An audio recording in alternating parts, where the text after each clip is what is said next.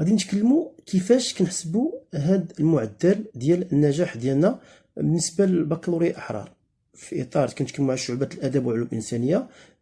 مسلك العلوم الانسانيه، لان مسلك العلوم الانسانيه ومسلك الادب تختلف المعاملات. فغنتكلموا في الاول على مسلك العلوم الانسانيه وشنو هو الدور اللي اغلبيه الاساتذه كينصحوا التلاميذ الباك احرار انه يتبعوا هذا المسلك، هذا مسلك العلوم الانسانيه. اجي نشوفوا الامتحان الجهوي. الامتحان الجهوي شنو هو المواد اللي عندنا اللغه الفرنسيه، التربيه الاسلاميه، وكذلك الرياضيات. فملي كنتكلموا على المعامل اللغه الفرنسيه فكنقولوا المعامل هو 4، والتربيه الاسلاميه فالمعامل هو 2، اما بالنسبه للرياضيات هو 1. هذا بالنسبه فيما يخص الامتحان الجهوي. دائما نقول ان الامتحان الوطني بالنسبه لشعبه اداب وعلوم الانسانيه مسلك العلوم الانسانيه نتكلم على اللغه العربيه عندهم، واللغه الانجليزيه، والاجتماعيات، والفلسفه. اللغه الانجليزيه او اللغه الثانيه، يعني كاين اللي عنده الاسبانيوليه، كاين اللي عنده الالمانيه، فانا كنقول اللغه الثانيه. فاللغه العربيه واللغه الانجليزيه والاجتماعيات ثم الفلسفه. فاللغه العربيه في مسلك العلوم الانسانيه فمعامله هو 3، واللغه الانجليزيه في مسلك العلوم الانسانيه فهو 3. اما الاجتماعيات والفلسفه كما نلاحظوا معامل ديالهم طالع هو 4. ولهذا كننصحوا مجموعه التلاميذ انهم يتبعوا هذا المسلك العلوم الانسانيه. علاش؟ لان الاجتماعيات والفلسفه كتعاونهم بزاف في النقاط، كتضمن لهم واحد نسبه النجاح، لان المعامل ديالهم كيكون طالع مقارنه مع اللغه العربيه واللغه الاجنبيه الثانيه. فاجي نشوفوا مثلا كيفاش كنحسبوا هاد المعاملات. مثال، فمثلا اللغه الفرنسيه هنايا نقولوا مثلا جبنا فيها 7، مثلا عندنا امتحان جبنا فيه 7، فكنضربها في المعامل اللي عندنا 4. 7 في 4 كيعطينا 28. مثلا اللغه ولا التربيه الاسلاميه، الماده التربيه الاسلاميه مثلا جبنا فيها 12، فكنضربها في المعامل ديالنا اللي هو 2 كيعطينا 24. مثلا الرياضيات، كنعرفوا ان الرياضيات لغه بالتالي حنا نديروا النقطه الضعيفه نديروا 6 في 1 كيعطينا دائما 6، في المعامل كيبقى ثابت 6. نشوفوا الامتحان الوطني باللغه العربيه قلنا 3، مثلا جبنا فيها 12 في 3 عطاتنا 36. اللغه الاجنبيه نقولوا حنا الانسان ضعيف فيها شويه جاب 7 في 3 عطاتنا 21. ولكن اللغه بالنسبه للاجتماعيات وماده الفلسفه لهادو مسلك العلوم الانسانيه خصنا نكون ممتاز فيهم، فعلى الاقل حنا نقولوا غير 13 في 4 عطاتنا 52. و12 المعدل اللي كنتكلموا على المعدلات هذا غير افتراضيه، نضربوها في المعامل اللي هو 4 كيعطينا 48. فإلا جمعنا هاد المعاملات كما كنشوفوا غيعطينا 21. علاش 21 هذا العام؟ لان كما نلاحظوا هذا العام كانت حاله خاصه استثنائيه، ما عندناش الرياضه، لهذا ما حسبناش نقطه الرياضه، فلهذا المعامل هو 21.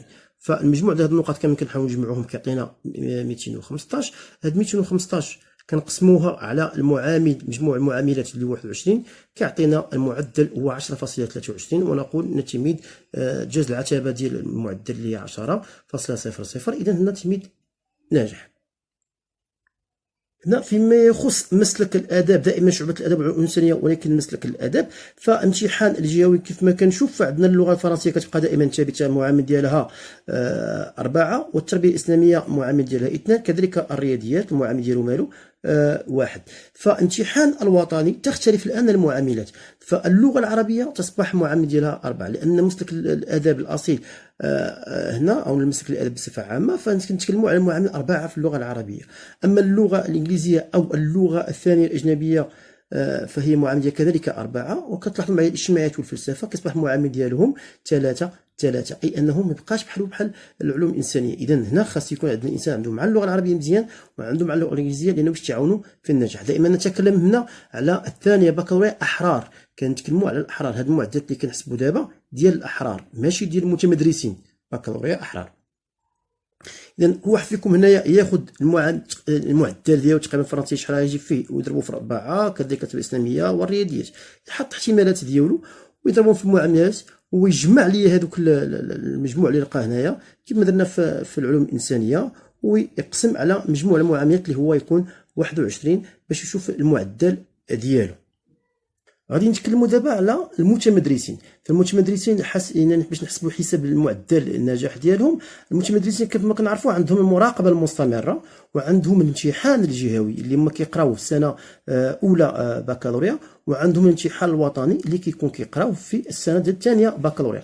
فالمراقبه المستمره ديال هاد المراقبه المستمره هي ديال السنه الثانيه بكالوريا اللي كيكون المعامل ديالنا واحد، والامتحان الجهوي اللي كيكون المعامل ديالنا كذلك واحد، والامتحان الوطني كيكون عندنا المعامل اثنان. هنا في المراقبه المستمره كتكون عندنا دوره اولى ودوره ثانيه، كنجمعوا هذوك الدورات بجوج وكنقسموهم على اثنان كيعطيونا معدل واحد. اذا نشوفوا الطريقه ديال حساب هذا المعدل لشي ميدان معين. هنا ملي كنقولوا متمدرسين جميع الشعب، علوم، اقتصاد، ادب، جميع الشعب عندهم نفس طريقه الحساب ديال هذه النقطه. فالطريقه واحد مثلا نتكلموا على المراقبه المستمره، تلميذ حصل على 13 ديال المراقبه المستمره، كيفاش حصل عليها باش نشرحوها مزيان. مثلا الدوره الاولى جاب 13، مثلا الدوره الاولى عنده 13 زائد 13 ديال الدوره الثانيه كتعطينا 26، الا قسمناها على 2 اعطينا 13، وهذا هو المعدل اللي كناخذو حنا. هذا الدوره الاولى والدوره الثانيه. فاذا كانت العام حاله استثنائيه كتعطينا دوره غناخذوا معدل واحد. ف 13 في معامل واحد كيعطينا 13. الامتحان الجهوي حنا غادي نعتبروا ان هاتمي جاب 7 في الامتحان الجهوي، فاعطانا في واحد عطاتنا 7. اما الامتحان الوطني يعني جاب 10 ديالو على قدو واقف على رجليها، فقد صرف في 2 عطاتنا 20. الا جمعنا 13 زائد 7 زائد 20 كيعطينا 40 مقسومه على هذا المجموع المعاملات اللي هو واحد هي 2 زائد 2 هي 4. 40 قسمة 4 عطانا 10. هذا هو معدل العام 10. اذا التلميذ في هذا المستوى راه ناجح. اذا كيف ما قلنا وكيف ما حسبنا المراقبه المستمره كيفاش كنحسبوها، والامتحان الجهوي ديالكم ديال هذه السنه هذه، يعني شوفوا دير واحد الاحتمال ديال الامتحان الوطني شحال غتجيبوا فيه باش تعرفوا راسكم اشنو دايرين. شوفوا الطريقه الثانيه، الناس اللي كيتكلموا على 25% المراقبه المستمره و25% ديال الجهوي و50% ديال الامتحان الوطني، كيفاش كنتعاملوا معاهم؟ فالمراقبه المستمره 25% اي 0.25، الامتحان الجهوي 25% اي كما نقول 0.25، اما الامتحان الوطني هو 50% اي 0.5. نشوفوا كيفاش كنحسبوا هذا المعدل.